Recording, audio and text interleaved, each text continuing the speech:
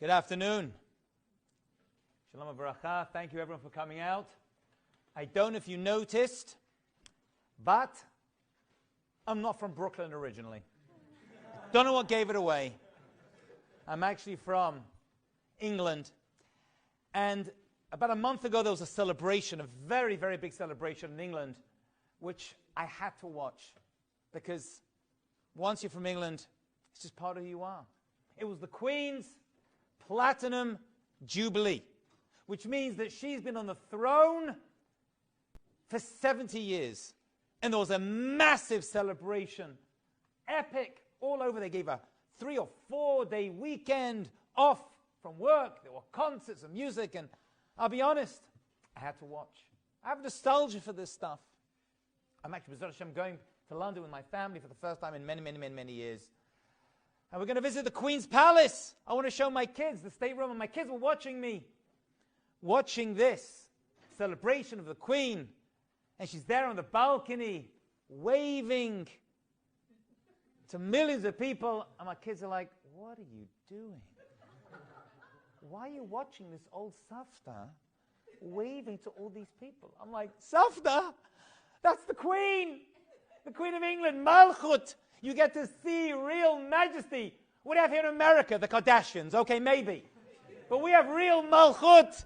Who would not want to watch this? And I was there. I was getting emotional. They're flying the planes over. And she schlepped along with a pocketbook in her hand, you know. Friends, it was such an amazing experience for me to see this. 70 years of the Queen on the throne. And they interviewed various people. And they did an interview with Harry and Meghan. I had to watch this because I am on Team Queen. And they, as you may have known, because you watch this stuff, you're American, dropped out of the family.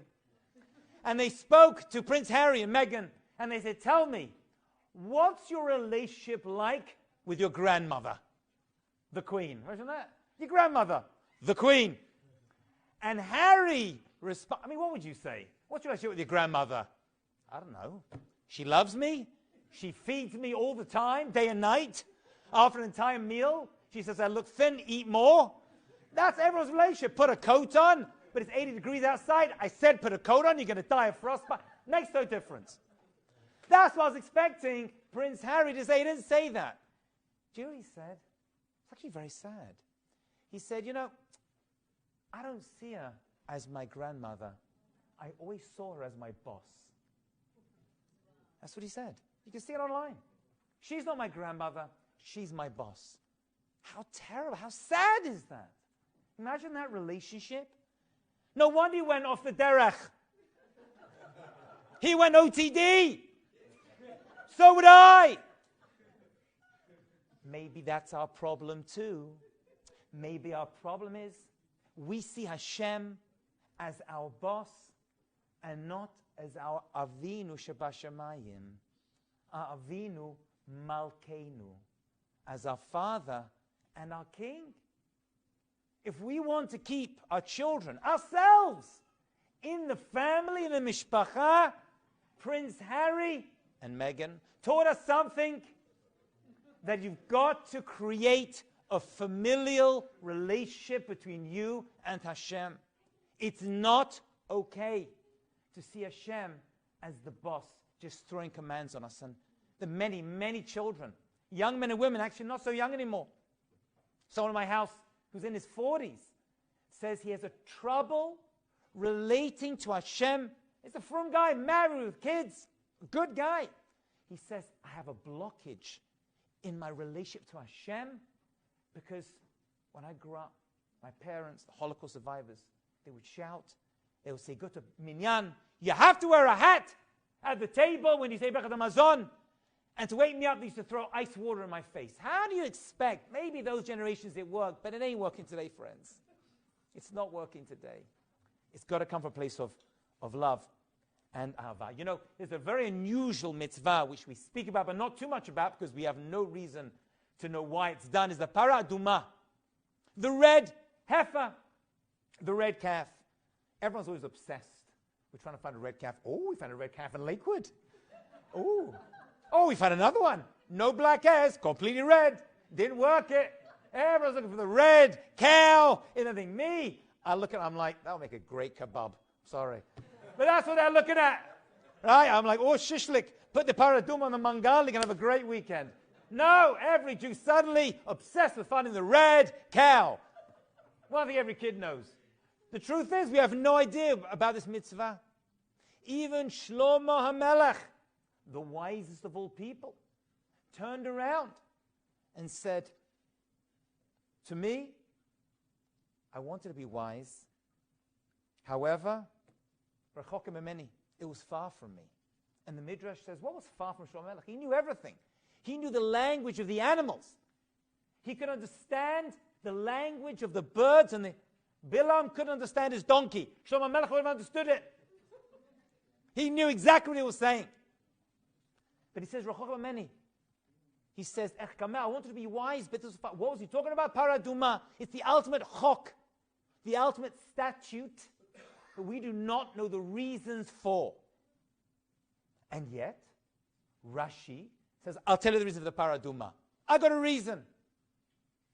The reason is because the paraduma is the cow that we bring as a korban to clean the mess of the original cow of the Chet HaEgel. Shlomo, you're confused? Go read Rashi. Little problem, live 2,000 years after you. But besides that, go look in Rashi. He gave you the reason. What? Rashi knows the reason, and Shlomo Melech doesn't know the reason?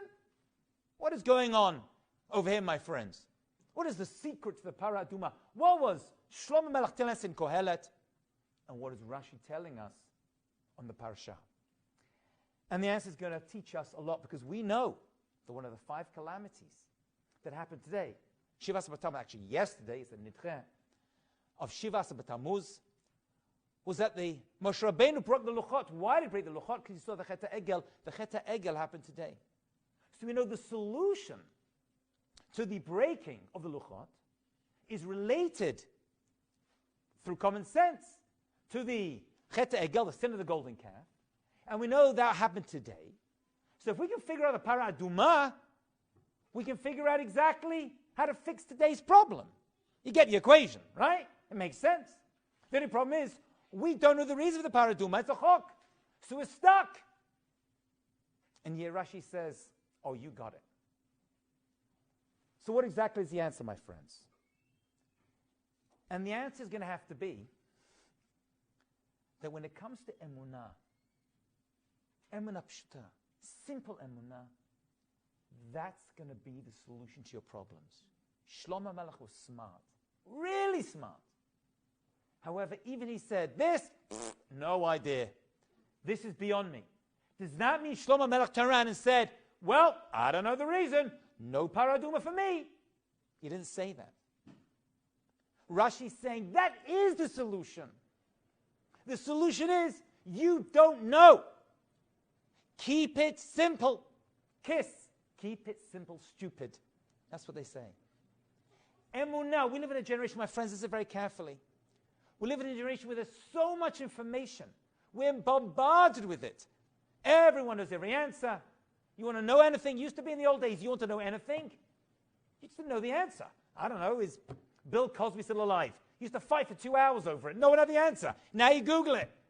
Everything you want to know, it's just there in front of you. We think we know everything. But Emunah is teaching us that you don't know everything. The Paradum is teaching us that to have Emunah is to keep it simple. Something our grandparents, we're so much smarter than our grandparents. What do they know? They didn't have the internet. They didn't know Rashi. What are they? They sat and read Tehillim. They cried in front of the Nerot. They're so primitive. They knew so much more than us because they had an emunah that was peshuta. Like Moshe Rabbeinu. It says that his yadav emunah, when they were fighting Amalek, he held his hands above him. How did they win the battle against Amalek? He held his hands up. The Ne'eman, they were faithful to him. That's all it says. Did he fight? Did he scream? Did he shout? No. Just put his hands up. That's it. I don't know. And that's okay. I want to share just 2 beautiful stories Both are written down by the Chachamim. One involves a story from the Ben Ish Chai, and he mentions this in Sefer Matot. And it's really on this theme we're talking about, of it's okay not to know everything, because Hashem just wants simple emunah. And I believe that's the solution to our generation. He tells a story of a simple man who went to Bet Knesset. And he barely understands the Hebrew like most Jews today. And he barely wants to be there, but he hears the singing. And the singing speaks to him. And he hears the Chazan, says the Ben Ish Chai, sing out the words, Elu ve'elu nisrafin bevet hadeshen. Which means, this korban and this korban was burnt and placed in the makom, the place of the ashes. And he hears these words like, oh, so beautiful. What a beautiful singing. Doesn't know what the heck the guy's talking about. But he hears, this one is burnt. Elu ve'elu nisrafin. And they're placed in the Bet HaDeshen. And he says, I want to give that bracha to my children. So he goes home. Friday night, he brings his kids to the table, puts his hands on his son's head, and then his daughter said, Elu ve'elu, just like the Chazan he heard, Nisrafin, this one and this one should be burnt, B'Bet HaDeshen, and put with the ashes. Baruch Hashem, Yishtabach Shmolad, and they go and sit down. And the kids are no wiser than their father, says the Ben Ish Chai, and they eat the meal. Next Friday night, I must do it again. You know, it reminds me, by the way, I do many chuppot. I've done 150 weddings, Baruch Hashem, b'li anara. And I read the ketubah, and I try to put a little bit of oomph into it, right? And really, what is the ketubah? It's basically like a mortgage document, most boring document ever. And some lady comes out, she goes to me, Rabbi, what a lovely reading of the ketubah. I'm like, if you know what is said in it, honey, you would not say it's a beautiful thing, I tell you. Most depressing document ever written by mankind. Right? Elu ve'elu nisrafin. So every Friday night, this simple guy gets his kids up. Elu ve'elu nisrafin. This one should be burnt and put to the ashes. One Friday night, says the Ben Ish Chai, he brings to his house a big Talmid Chacham. He's sitting there. He sees the boy and girl come over. He sees the guy put his hands on the kids' heads. He's like, oh my God, this guy's insane. He stands up and says, what are you doing? You're cursing your children. He's like, but the Chazan sang it so beautifully. He says, you're telling your children. He says, don't ever do that again. And he sat down. So he didn't.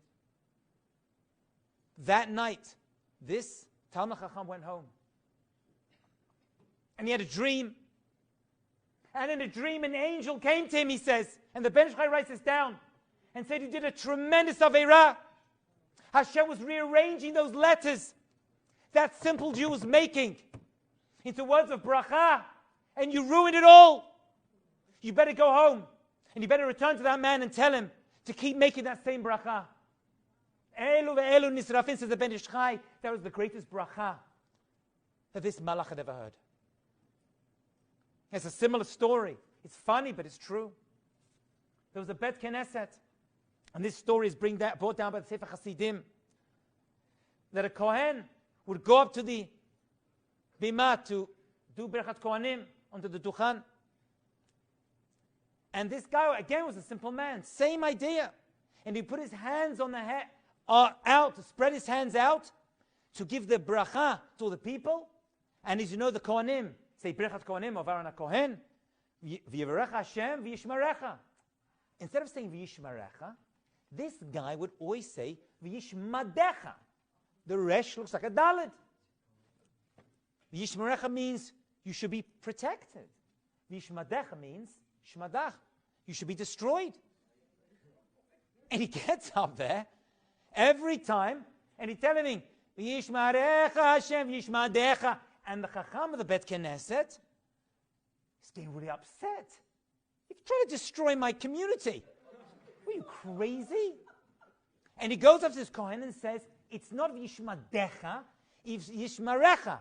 No problem, no problem. Okay, Rabbi, okay. Next day, same thing. V'yivrech Hashem v'yishmadecha. 2-3 days. The rabbi says, enough. He goes up to him after the bet. He goes privately, he says, you're not allowed to do Birchat Kohanim ever again. Please do not get up. Just walk outside. You bring klala to my community. Same thing. Rabbi goes home. He has a chalom. And in his dream, it says, Gabriel, someone approached him. I don't know who it was. Approached him and says to him, what are you doing? This man's bracha came from his heart. He wanted to give bracha to the people and you're stopping him? You think Hashem can't change a dalet to a resh? You think that's how weak Hashem is? This Emunah Peshutav, this man, means more than all the Kohanim in history. That's the dream. Sefer Chassidim brings out a real story.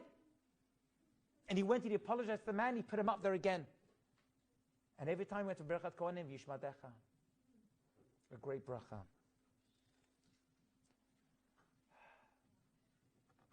Emunah Peshutah. This is what we're dealing with, my friends. This is a solution to all our problems. Everyone's too clever for their own good. Keep it simple. Simple Ahavat Hashem. But we laughed at our grandparents for who didn't know anything. Who read Tehillim probably, I don't know, upside down. Who knows what they were doing? And yet, their tefillah were makabel, they were accepted. There's a beautiful story I just read about a rabbi called Rabbi Eliyahu Shamni. If you heard this before, I apologize. He and his wife were married for 20 years, no kids. 20 years, no kids. They went to adopt a child. Wanted to adopt a child. Happened somewhere in Eretz Yisrael. They went to the agency, and there was a lot of forms you got to fill out. You can imagine, adopt a child. One of the questions that was written on this form was, please list 5 things that you love the most. So Eliyahu Shamni, a good Sephardi rabbi, I assume. Number 1, I love Hashem. What's he going to write? 5 things he loved the most. I love Hashem. And then he put another 4. The woman, I don't know if she's a religious woman, sees this and she doesn't like it. And she's like, we take this very seriously. What you put down over here shows us whether you're going to love your children more than these 5 things. Do you hold by this? And he says, nothing I ever do, no one I ever meet, even a child, I'm going to love more than Hashem. That's just the emet. They rejected him and his wife. Rabbi Shamni was rejected from adopting a child. Very upset. 20 years, they can't even adopt. They went home. 9 months later, after 20 years of marriage, his wife gave birth to twins. Twins. Someone spoke to me, he was interviewed about this. It was a very story in his community. And he answered, he said some beautiful words. He said, when I was rejected, I was very, very upset. But I put my faith in the one, and I got 2. That's what he said. Something special. Something special. Cheta Egel, sin of the golden calf. What was it about? Emunah Peshutah. The people saw that Moshe Rabbeinu did not come down. Instead of, they didn't reject Hashem. People mistake the story. This wasn't a rejection of Hashem. This was a replacement for Moshe Rabbeinu. That's what they were looking for. But they had a replacement. He was there. Aaron HaKohen. He was the Kohen Gadol. He was the rabbi. He was everything in Mitzrayim. They knew who he was. Why didn't they just turn around to Aaron HaKohen and say, okay, Moshe's gone, you take over? That's what they were lacking. That's what was missing. Why didn't they just do that? What did they do instead? They went to Aaron, and instead of saying, will you lead us? They complained and said, now we're going to tell you what to do. Make an egel. And so we had to push him off for a day in order to not to make a big rebellion. You see the change? The change was, don't you tell us what to do. We're going to tell you. That is the basic mistake of lacking emunah.